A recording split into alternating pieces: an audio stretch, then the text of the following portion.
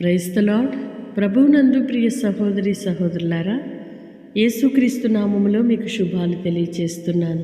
ఈ దినము ప్రభు మనలను ఆయన కృపలో భద్రపరిచి ఇంతవరకు కాపాడినందుకై స్తోత్రం చెల్లిద్దాం.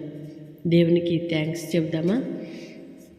ఓర్పు గొప్ప ద్రోహ కార్యమును జరగకుండా ఆపివేయను.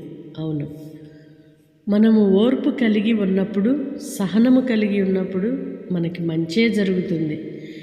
ఎప్పుడైతే అసహనము కలిగి ఉంటామో అప్పుడే నష్టాలు, అనవసరమైన ఇబ్బందులకు గురి అయిపోయి ద్రోహాలకు పాల్పడే పరిస్థితులు వస్తాయి.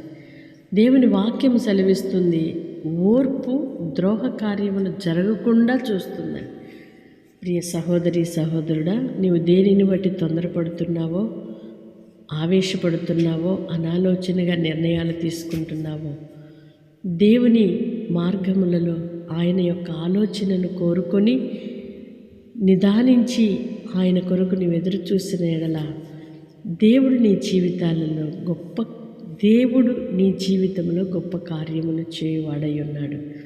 కలుగుతున్న నష్టములన్నిటినీ ఆపివేసి నిన్ను కృపతో నింపి బలపరచు దేవుడై ఉన్నాడు. ద్రోహ కార్యములు ఆపివేయు దేవుని శక్తిపై ఆధారపడదాము. గొప్ప ఓర్పుని మనము కలిగి ఉందాము. సహనము కలిగి నడుచుకుందాము. నీ ఓర్పు వలన నీ కుటుంబము కట్టబడుతుంది, నీ జీవితము కట్టబడుతుంది. దేవునికి నీవు ప్రియముగా జీవించగలుగుతావు కనుక అట్టి ఓర్పును ఓపికను కలిగి ఉందుముగాక. ఆమేన్. పరిశుద్ధుడు అయిన దేవా, ప్రేమ కలిగిన తండ్రి, మీ స్తోత్రాలయ్యా. ఇంతవరకు మీ కృపలో మమ్మలను భద్రపరిచి మరొక నూతన దినాన్ని ఇచ్చారు. ఓర్పు మాకు నాయన గొప్ప పాఠాన్ని నేర్పిస్తుండగా మేము అట్టి ఓర్పును నేర్చుకోవడానికి సహాయం చేయండి. ఓపిక కలిగి, సహనము కలిగి జీవించడానికి కృప దయచేయండి.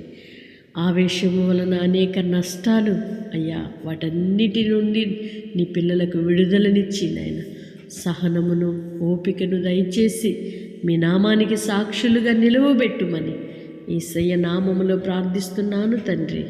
ఆమేన్. దేవుని కృప మీకు తోడయుండునుగాక. ఓర్చుకొనుట ద్వారా ఎన్నో గొప్ప మేలులు, లాభములు మీరు పొందగలరు. దేవుడు అట్టి కృపలో మిమ్మల్ని నిలిపి నడిపించునుగాక. ఆమేన్.